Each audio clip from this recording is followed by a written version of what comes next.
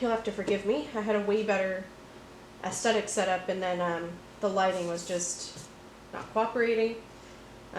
So fluorescent it is until I get something sorted. So I picked up this new tarot deck, a Hush Tarot by Jeremy Hush,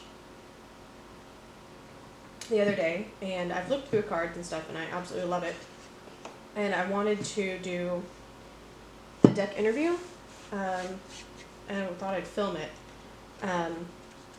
and do like a little review while we go through it. So first, just to show you, this is the booklet that comes with it.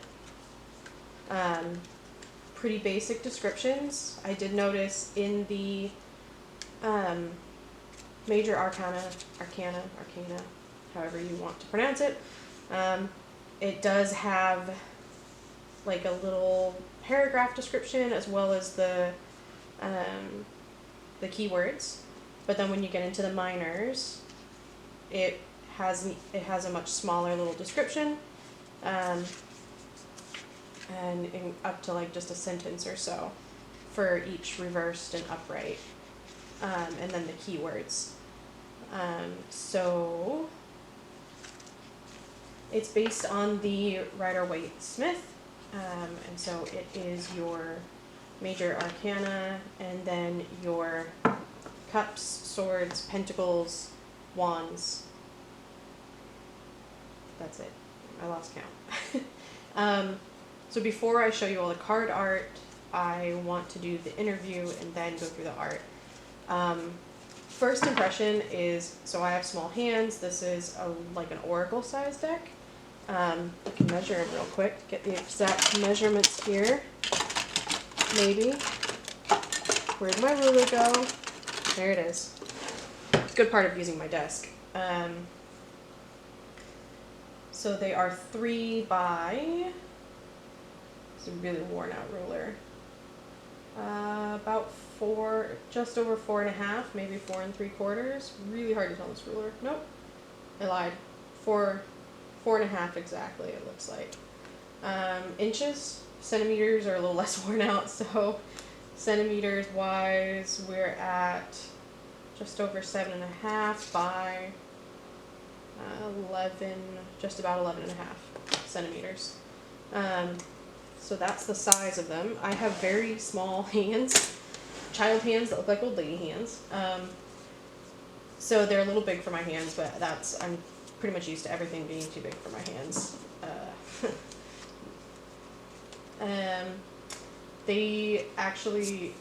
They fan really, really well. The last deck that I got new, I couldn't fan, and I was just kind of disappointed in that. Super smooth. They have a semi-gloss finish, not super matte, not super high gloss, but paperweight is pretty good. You can't really hear the paper bend thing.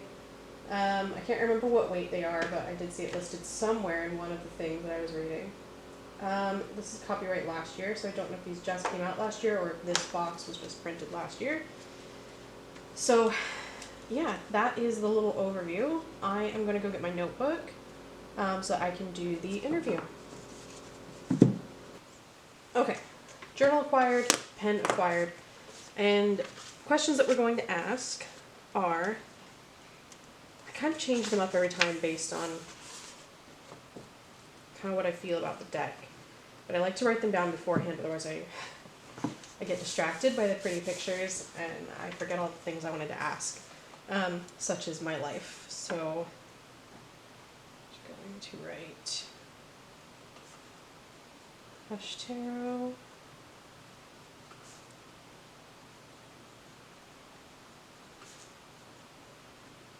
Interview. Today is the 20th of March, 21. Happy vernal equinox, blessed Ostara. I always want to say Oshtara. I don't know if it's Ostara or Oshtara. Happy vernal equinox. If you're in the northern hemisphere. Autumnal equinox if you're in the southern. So, I'm going to ask, what is your personality like?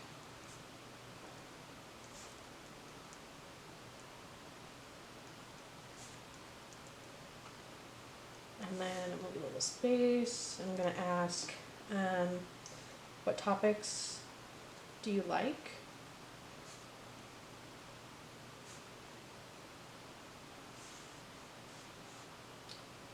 What topics do you dislike?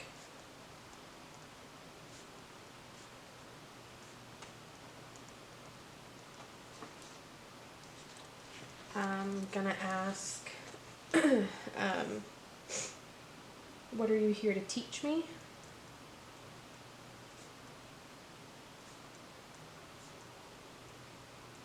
I can spell. Swear I'm educated. And I'm gonna ask just one more, and what are your first impressions of me?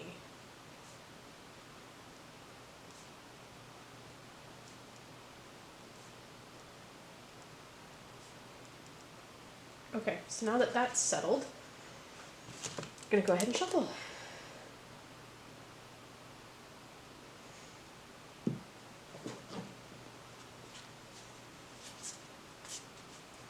I think if you've watched any of my videos on Twitchy Witches before, I always struggle to shuffle because I have such tiny hands. So there's probably going to be some jumpers, which is kind of fun.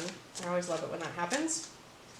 And when I do interviews, if a jumper card happens, I don't assign it to one of the questions. I just take it as something I really need to know about this deck.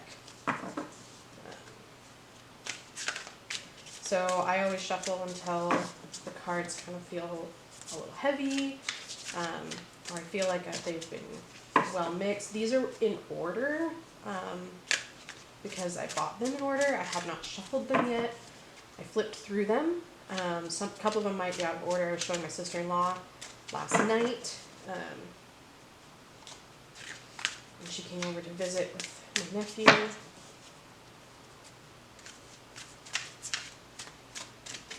And so we might have put some of them back in the wrong order, but they're mostly in the order they came in. These cards shuffle really nice. I'm still working on learning to shuffle like this.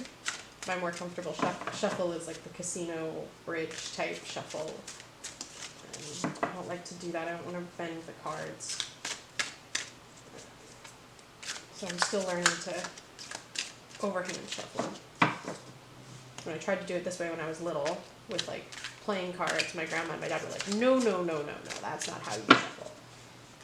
And they taught me how to. There we go.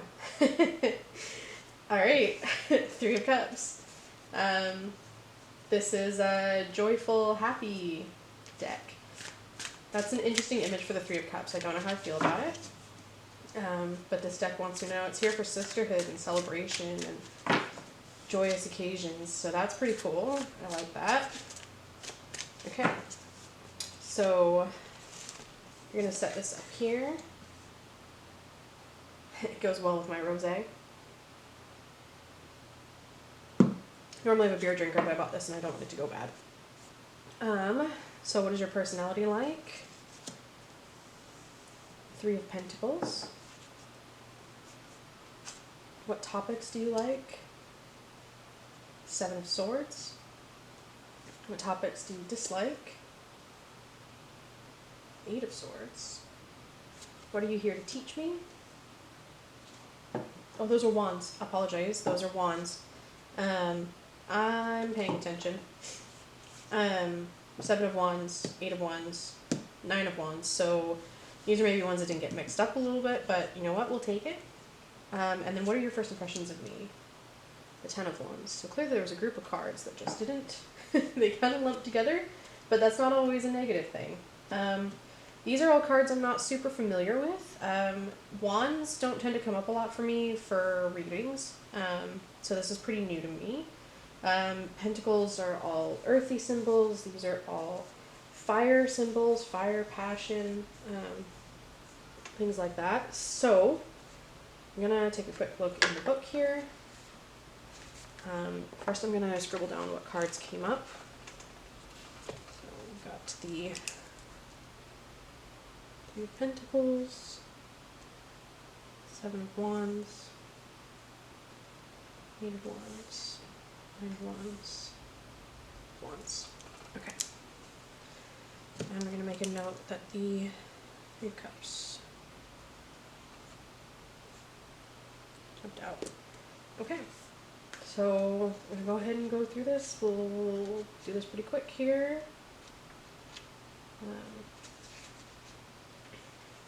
Cups, swords, pentacles. Keywords for the 3 of Pentacles. Collaboration and learning. That goes along well with the 3 of Cups that spilled out.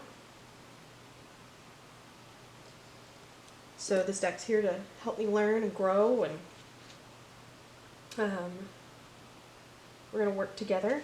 What topics do you like? Okay. Had to restart the camera. Wands. We have the 7 of Wands.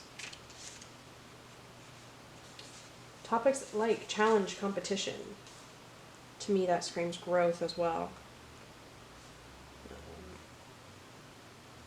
Everything's upright too. I mean, makes sense. Stand your ground in the face of opposition. Challenging obstacles are inevitable. You've made it this far. Hold tight to your course. The sky is wide open. Strong self-confidence is needed. That's definitely stuff I'm working on. What topics do you dislike? Direction. Confusion has subsided and your vision is back on track.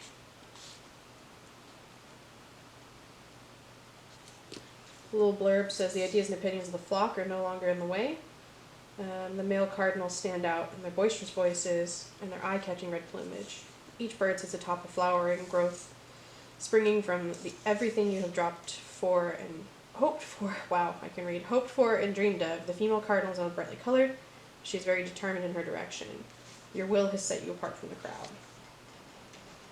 So that's kind of interesting to think about what that means. Don't like topics of direction, so topics of which way I should go, which choices I should make. Could maybe interpret that as the deck assumes that I have made those decisions and doesn't really want to discuss those paths. Hard to say. What are you here to teach me? Courage. That's the 9 there of Wands. Courage and nearing the finish.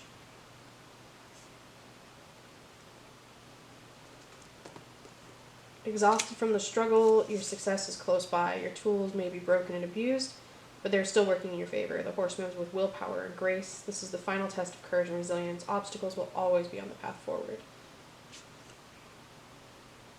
So this does, to me, go along with card 2. What topics do you like? Challenge and competition. It's here to teach me courage.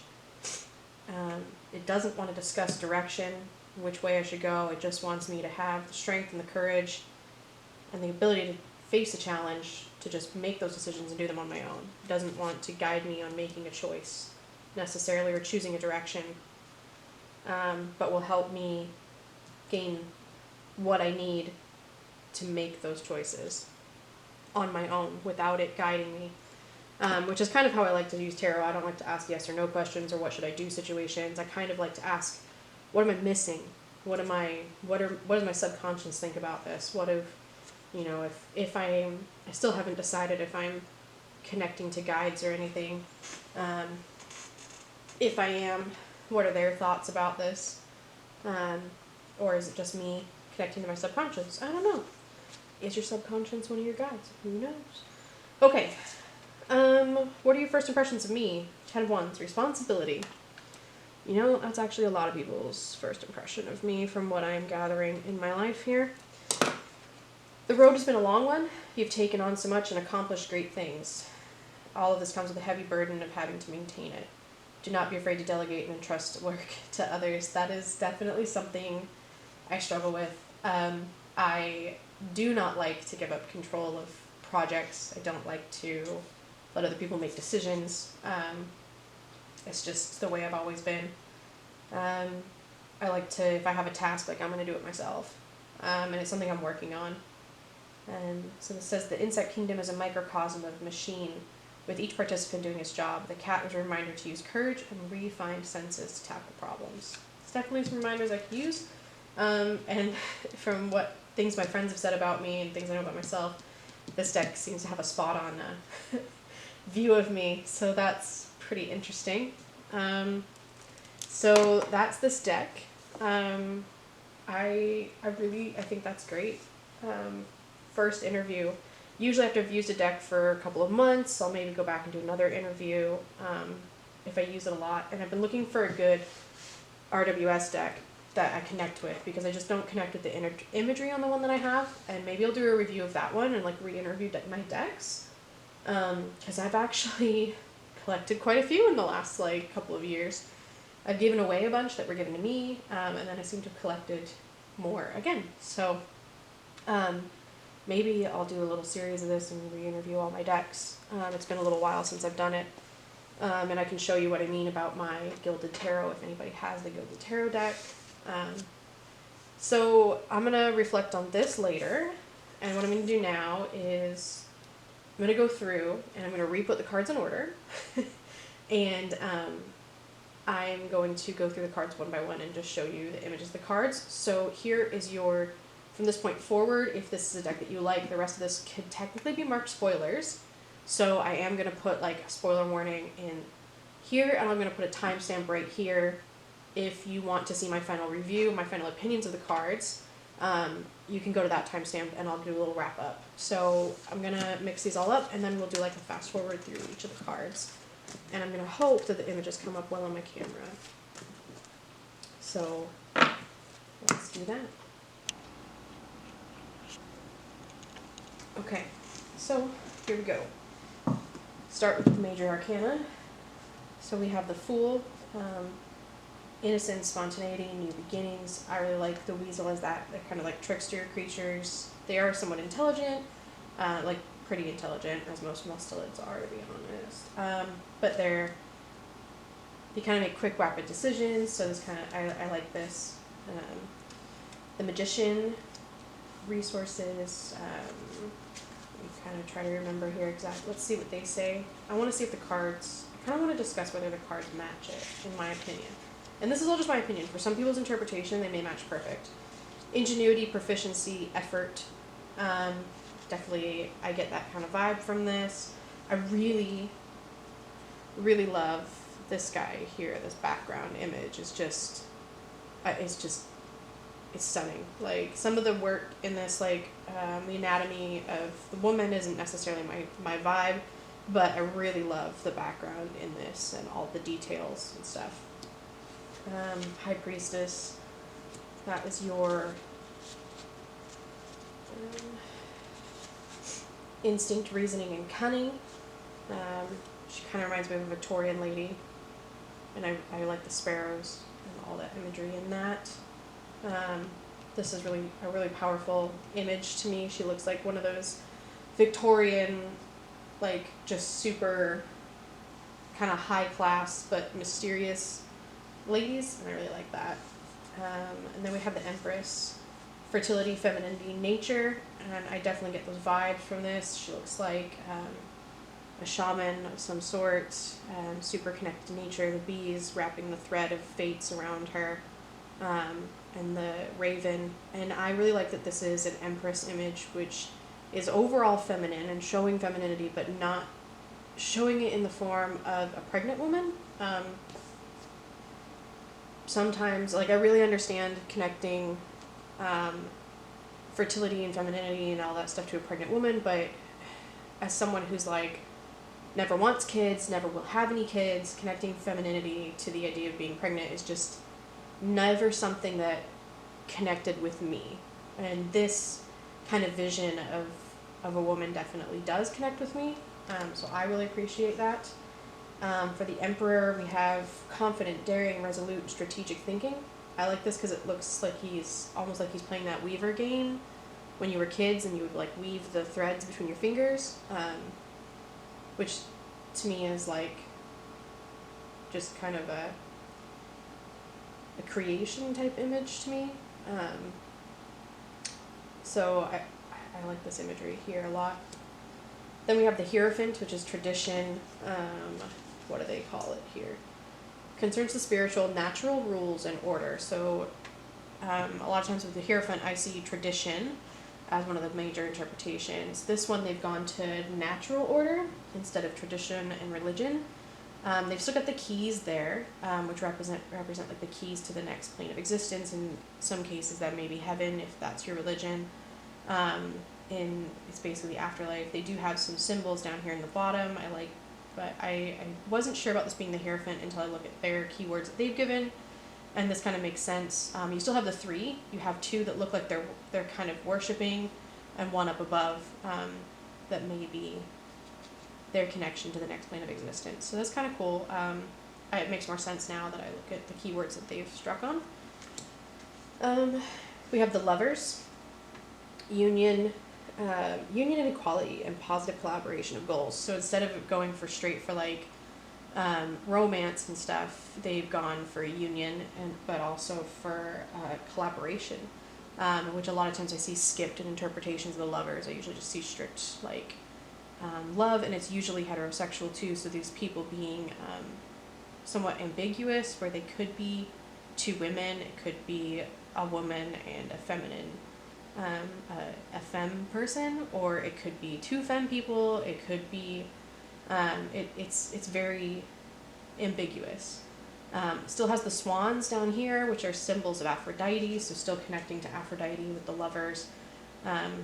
So it's kind of a different type of inspiration on it, and I really enjoy that. We've got a sparrow too in there, which is another symbol of Aphrodite.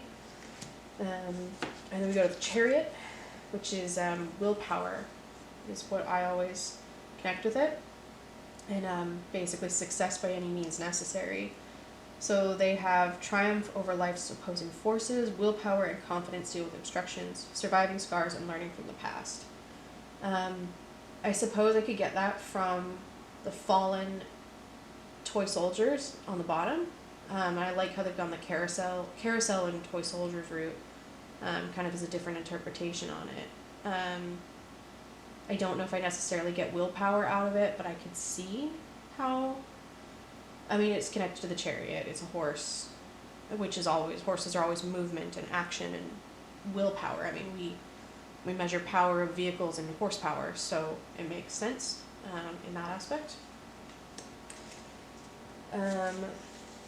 Strength. This is one of the few strength cards I've seen in a published deck that isn't a lion and a woman, so that's kind of cool. We have bats, which I don't necessarily associate bats and moths with strength, but I guess everybody. Their strength, for their keywords, they have taming of the animal spirit.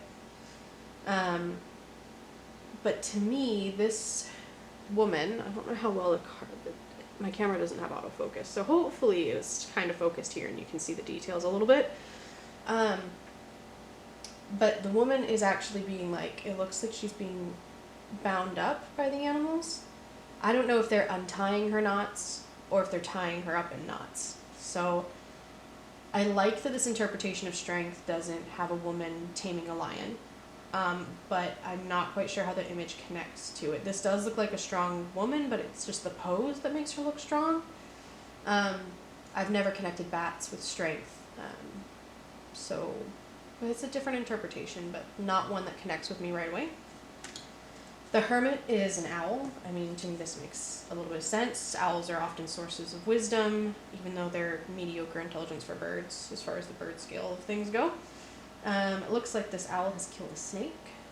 And he is a little clockwork owl. Got some gears and stuff in here. The Search Within, wisdom through experience and seeking solitude. Owls are fairly solitary, except during breeding season, so it makes sense to have an owl as the hermit. Not an unusual interpretation when you have animal representations of the tarot cards, of the major arcana cards. And then we have the Wheel, changing tides and goals. I suppose this is the ant because of that old story of the ant and the grasshopper, where the ant prepares for the seasonal change and the grasshopper doesn't. A Bug's Life was based on that tale, so it's not that unknown to people in my generation. and that would be my guess for this one, but I don't automatically connect it with a wheel and seasonal changes, except for maybe we have spring flowers and a dead leaf here, so maybe we're going through all the seasons within the picture, and the ripples represent circles and stuff. So it could be, but for me it's not immediately. But the wheel is one that I find really hard to find imagery for that isn't just a wheel. So justice. So here, fairness and truth. Another one that honeybees are often associated with. I don't know if those are honeybees or wasps, though, to be honest, actually, now that I'm looking at them. They might be wasps. That's a wasp, actually, yeah. So, I wouldn't associate wasps with fairness. At least not these kind of wasps. And these look like fire ants, so I would take this more as retribution and vengeance than fairness and truth. So, again, a different interpretation for different people. But for me, this is like retribution, justice in its literal interpretation of justice, not the card interpretation of fairness and truth. This is kind of like, reminds me of vigilante justice. We move on to the Hanged Man. Inner reflection and time for a break is their keywords that they've given. I don't necessarily get it immediately from this one. Maybe the mask is trying to say that, look on the inside, not on the outside, but I'm not quite sure on this one on what they mean with it, so it's not one that connects with me immediately. Death, I always like the death card interpretations. Looks like a vulture of some sort on a skull with eggs, with a hatching baby. Change, rebirth, and transition. I definitely see the rebirth here. We've got a dead human and a hatching new baby bird, a vulture, eagle of some sort, bird of prey, which are often harbingers of death and disease in a lot of people's mythologies, or what's the word that I'm looking for? I can't think of the word, but a lot of superstitions, there we go, especially with blackbirds. So definitely makes sense to me, and it's not a super dark death card, which I always like to see, because death isn't necessarily a dark thing. Next one is temperance, which is clarity and vision, and this is another one that doesn't necessarily give me that. The woman's eyes are a little dark. She's got a bird head and a screaming sparrow. I don't necessarily get, maybe he's going for an oracle type vibe for visions, but it's not something that immediately, I guess, resonates with me. The devil, they have destructive nature, fears, and attachments. I don't see that. We've got a broken lock, or an open lock. More of these ants. The ants seem to be recurring in here a lot, and I'm kind of interested in that. Ants and sparrows. Bees. I'll say I don't get this one. So maybe you do. But it doesn't, it looks like a literal Christian interpretation of the devil with the mask with the horns rather than, and the poppies, which are not a symbol of, well, I guess you could use the poppies as a symbol of attachment because of poppies and opium. You could connect the two. And okay, so I keep forgetting that I only have like an 8-minute window that I can talk and then I gotta reset the card. So I went ahead and zoomed in. Since we're talking about the cards, we get a better view, so the rest of these will be better. It cut off when I was talking about the devil, so I don't know how far I got, but I had made the connection that maybe the poppies are supposed to represent addiction, but beyond that, with the mask, it could be things hiding behind a mask. Things are not as they seem. Temptation, I guess you could make that link, but to me it's not. It's another non-instantaneous one. I like it, but it goes too far with like too much into the literal Christian interpretation of the name of the card. So I don't know how I feel about that. I love the Tower in this deck. The Tower is one of my favorite cards. And I know it's a lot of people's least favorite card, but I love it. And I had just a whole talk about the Tower and how much I love it. And none of it was recorded. So I think for me, I love the Tower because I had a massive change in my life that was pretty traumatic to me. And that caused me to make a big change on purpose, which led to a whole bunch of good stuff. So I always look at the Tower as what's going to be the positive that's going to come out of this. And I like that this image kind of does that because you have these birds and maybe they're looking for a nest that got destroyed, but maybe they're looking for a new place to nest. Barn swallows will do that. They'll nest in old buildings. House sparrows will nest in old buildings. So maybe these guys are starting something new from something broken.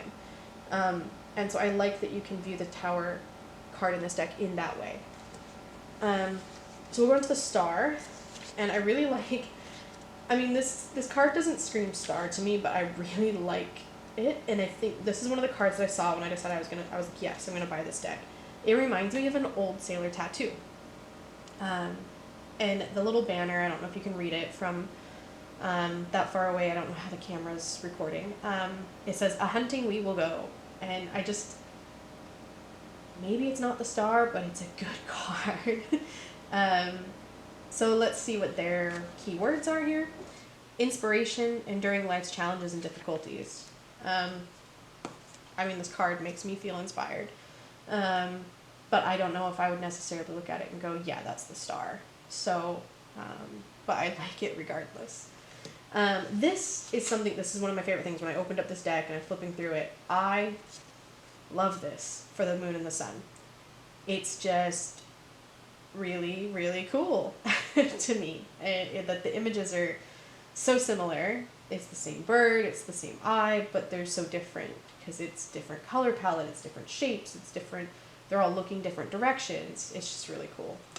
And it's one of the few moons I've seen without a wolf or a fish or something like that, which I kind of like, though I always love to see fish show up in things. The moon is fear and anxiety. That's their keywords, and I definitely get that from this image. The raven is like overpowering this solar image here, which looks like a darkened sun, and it kind of gives you that glooming, there's something wrong kind of vibe that like true anxiety has. So I really like that. And then the sun, success and growth. You have the ribbon now in the background, and it looks like the sun has overcome all that anxiety from the moon, and to be bright and awake and shiny, and it's kind of crushing down that overpowering raven, which now has a nice warm glow to it. So it's just a really cool juxtaposition between the two images, I guess. Judgment is awareness and growth. I don't necessarily get that from this image. I don't know. I mean, I could dig into it, but I'm already taking a lot of time. So I don't know. Maybe it says maybe it says growth and where'd it go? Growth and awareness to you, but it doesn't necessarily to me. She looks shy and reserved, and maybe the idea is to grow from that. I don't know. And here we have another framed one, the world. We've got the nice green moss, which is almost always on, I see in a lot of world card interpretations, because moss is associated with Gaia. Gaia is the earth, therefore the world. Makes sense. Mother Earth. Moss is her connection. Completion of accomplishments, realization of goals. I don't necessarily get that from the image, but the greenery around it gives me the connection to a lot of traditional world images that I see. So maybe it connects that way with you, but I don't know. I do like these two cards next to each other. Again, similar imagery with very different colors. Could be the same woman, hard to tell. Okay, so that's the major arcana. Let me know what you think of them, if you have anything. We'll go quickly through the rest of the cards. So, Ace of Cups, fresh start, healing. Baby bird, busting out of a skull. The Two of Cups, unity, clarity, and purpose. Three of Cups is solidarity and friendship. I don't necessarily get that from this image, but I do like the image, but it doesn't necessarily scream Three of Cups to me. I don't see a lot of celebration in this image, but that's just me. Four of Cups, apathy, doubt.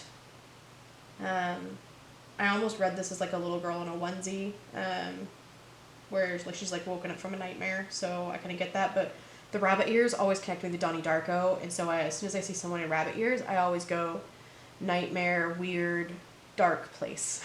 So that's just me. And then Five of Cups, we have loss and grief. She definitely looks like she's experiencing some grief. I will give him that. Pretty intense grief. Six, nostalgia and innocence. Rabbits are often, baby rabbits though, are often innocent, so I don't know if I necessarily get that, but I like the imagery. Again, this whole deck, I like the imagery, but just don't always get it. The Seven of Cups is one of my favorite images, but it's supposed to be imagination and possibility, and I don't know if I get that from this image in particular. So there's that. Eight of Cups is escape and transition. I don't know if I necessarily get it. Nine of Cups is comfort and accomplishment. I guess a gold chalice could be accomplishment. Maybe the comfort of wine. Ten of Cups is harmony. Sure, maybe, I guess. I don't know. The Page of Cups is confidence and insight. I mean, I guess you have to be pretty confident to like take down a wasp nest, I guess. The Knight of Cups is courage and chivalry. I do like that this is a woman knight. That's pretty cool, or at least a feminine drawn character.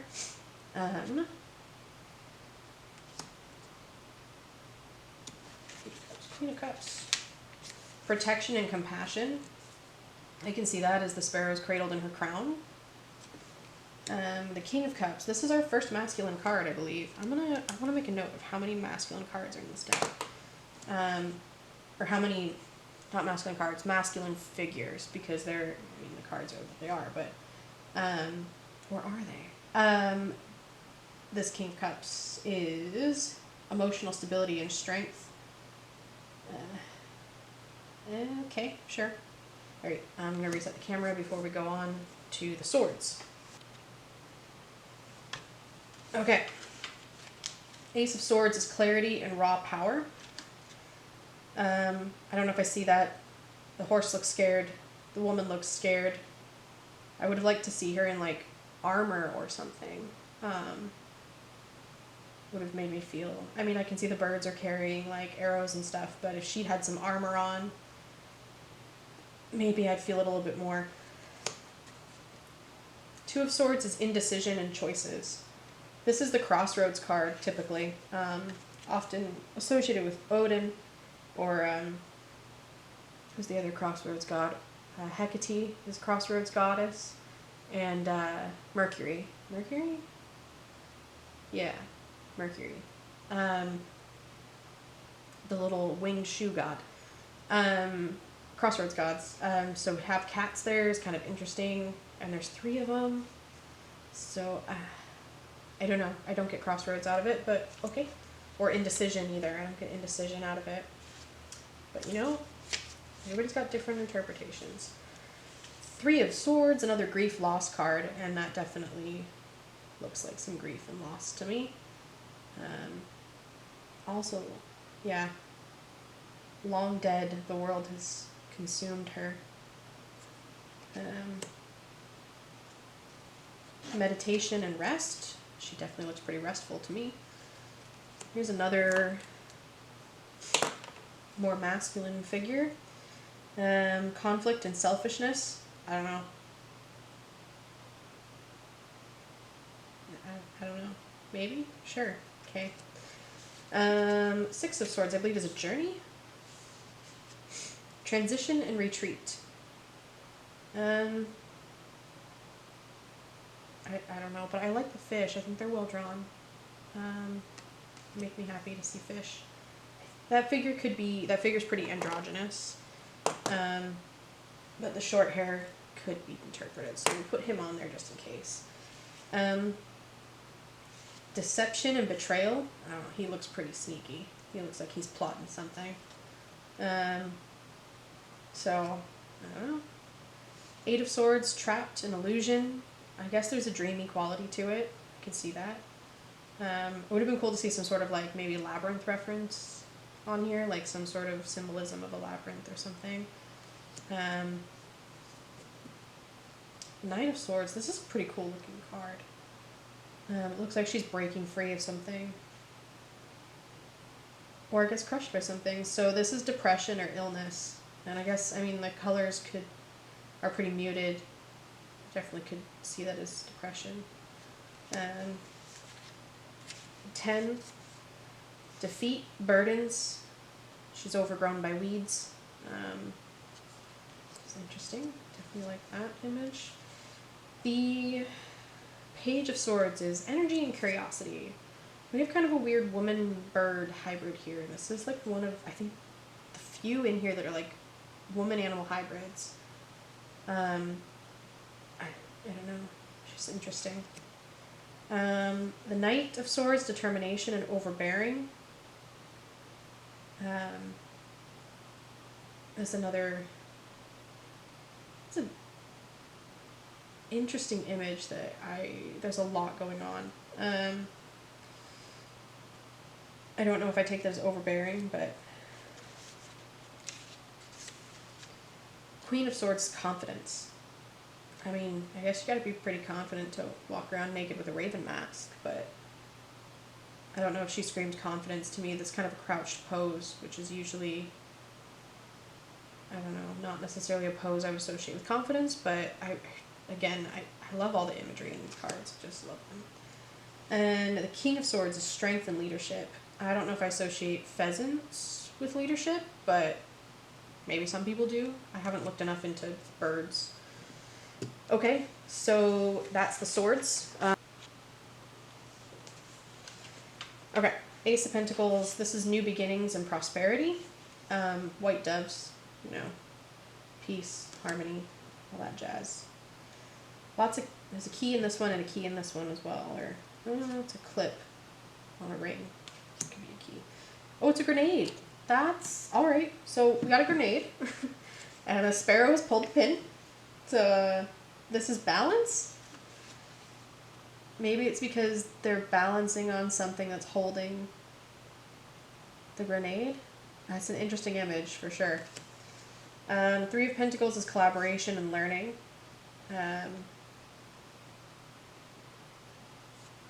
Okay. Four of Pentacles is stability and control. This is another one I don't necessarily get. 5 is strife and loss. I think this artist, Jeremy Hush, I think he illustrates loss, grief, and depression and kind of dark things very, very well, but it looks like he struggles with like joy, just based on his art style. Is maybe not. It's a very gothic kind of art style, which is what drew me to the deck. The 6 is where we're at now. It's only our 4th masculine character. Okay. Generosity and sharing. I see balance here. This might... I don't know if I see this as generous.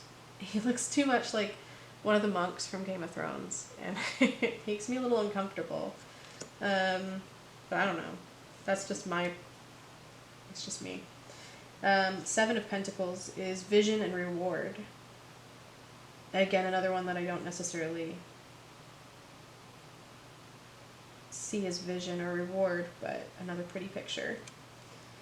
8 is focus and creativity. Masculine guy. I guess I can see he's creating something. So, blacksmithing, like, or chiseling? It's like, yeah, it's a chisel. So he's carving something, which, I mean, I think with the 8 of Pentacles energy, you often see someone carving something, stonemasons, I think. The Nine of Pentacles is independent and self-discipline. This is another one of the weird female faces. Like, he tries to draw some gaunt women, and they end up looking a little, proportions are a little off. They look stretched. Maybe when the maybe when the prints were turned into this shape, maybe they got stretched in a weird way, in order to fit the card. Could be it. That could be what's changing, because their face structures are very different. But every now and then it's like he forgets what anatomy is every now and then. I don't know if I take this as independent and self-discipline, but she kind of looks like a wealthy woman, so maybe there's that. The Ten of Pentacles is wisdom and satisfaction. I don't see any symbols of wisdom here to me, but the Page of Pentacles is manifestation and confidence. I guess. I don't know. It's another image that I struggle with. Another one, again, that I really like. This one, I think, is one of the few cards that's like solid black. Which is interesting. The Knight of Pentacles is thoughtful and prepared. Another key and more thread. And another ant. The ants are intriguing to me. Queen of Pentacles is practicality and sensitivity. I guess maybe the white is supposed to make her look sensitive and connected with her emotions. Dandelions are an earth symbol, so she's grounded. I don't know. King of Pentacles, ambition, wisdom, and power. So another owl for wisdom. What's he got? It's a cuckoo clock. He's killing the cuckoo. There's a skull inside of it. So it's definitely a powerful image. Okay, I think I've still got time to finish off the last one because I'm going faster now. The Ace of Wands is inspiration, hard work, and joy. So this is again where I said I think maybe the artist struggles representing joy and like excitement and celebrations, because he has a very muted palette, and a very kind of gothic style, that it's like it's difficult to represent happy things. But the reversed is apathy, and I can see that. So the reversals are great. I mean, I love the imagery in this deck. I'm not like trying to dunk on it. Two of Wands, decision making and progress. I mean, I guess this bird is at, it looks, he's sitting on a weather vane, so I don't know. Three of Wands is preparation and enterprise. Another shrug from me. Four of Wands is celebration and accomplishments. This kind of reminds me of a wedding bouquet, so this is kind of one of the closer ones to celebration that I think he's gotten, so it's kind of cool. Five of Wands is conflict and strife. You can kind of see that, but again. Six of Wands is victory, so here's another, it's hard to, there's French on here. Je n'ai pas peur. I don't know what that means. Je n'ai pas is like, I don't, can't. It's a negative, it's I in the negative. Can't remember my high school French. So there's French in that. So, whatever that means. And I don't have my phone over here to Google, it's plugged in across the room. So, Six of Wands is victory. Again, this is where I said he struggles with representing victory in his palette. Lots of honeybees with arrows. Seven of Wands, we already did this one, challenge and competition. I mean, she looks ready to go to battle, so I can see that. The Eight of Wands, direction, confusion has subsided. So this is one where I was like, I don't know, the description kind of helps, but she's taking a nap, or she did. I don't know, but, well, she did. There are bees making a hive in her body. don't know if I would say that means you're back on track. So, but another really pretty image.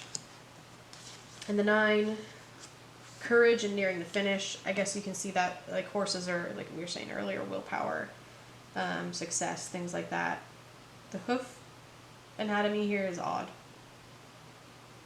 I struggle drawing hooves, so no judgment from me, but it's odd. And the 10 is responsibility. I don't know how I see this as responsibility. It's a woman hiding under a kitten. Who is responsible and hides under a kitten? Kittens are not responsible. But another really cool image. So the Page of Wands, imagination, exploration, spontaneity, path of change. I mean, this has kind of a dark Alice in Wonderland vibe to it to me, because it's just a bunch of mishmash of images. And I went, oh, Alice in Wonderland. Imagination, exploration, and spontaneity. So yeah, I guess if that's how it resonates with you, then maybe you could get that straight away. The Knight of Wands is passion. Just straight up passion. And I don't know if I get that.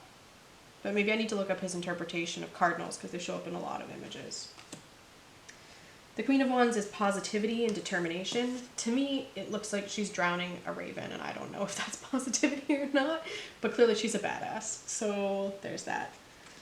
And the King of Wands is vision and honor, and another one that I don't necessarily understand. So I wanted to do a quick wrap up here, and I just picked out some of my favorite images from the deck, just to have them up here on the screen while I talk. Out of the 78 cards, 5 of them are masculine humanoids. So the deck is very heavily feminine and animal imagery, which I really like. The 5 masculine characters that the artist has drawn are very... You can tell he doesn't draw men a lot. It looks like he tends to draw animals and women. The deck overall is very... I like the backs of the cards as well.